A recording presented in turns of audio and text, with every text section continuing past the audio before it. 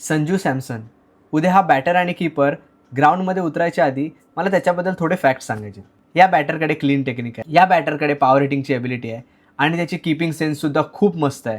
आणि एवढं असूनसुद्धा मला या माणसाचा खूप राग यायचा. Reason simple. एरवी सगळ्या मॅचेसमध्ये तो नीट खेळायचा, पण जेव्हा डिसायडर और त्याचं करिअर डिसाइडिंग मॅच असायची तेव्हा तो फ्लॉप जायचा आणि बाहेर त्याचे फॅन्स जस्टिसचं रडगाणं करत बसायचे. रिसेंटली मला जाणवलं माझा हा राग त्याच्याबद्दल नसून त्या फॅन्सबद्दल होता, ज्यांनी त्याची इमेज माझ्या डोक्यात पूर्ण वाईट करून टाकलेली.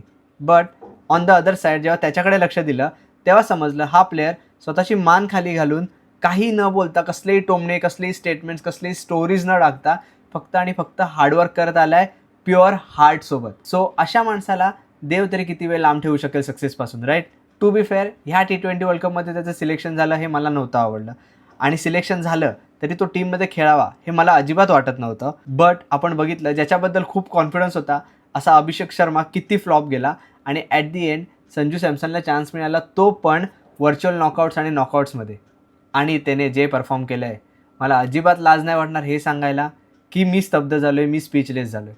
आणि अशा काही वेळांसाठी I am happy to be proven wrong आणि मी होप करतो I get proven wrong again and again and again. उद्या एक शेवटची मॅच, टुर्नामेंटची फायनल, आणि आपण सर्व होप करूया आणि प्रे करूया की आपला चेट्टा एक मॅजिकल इनिंग खेळून ह्या टुर्नामेंटच्या हिस्ट्रीमध्ये आणि इंडियन क्रिकेटच्या हिस्ट्रीमध्ये त्याचं नाव अजरामर करून टाकेल.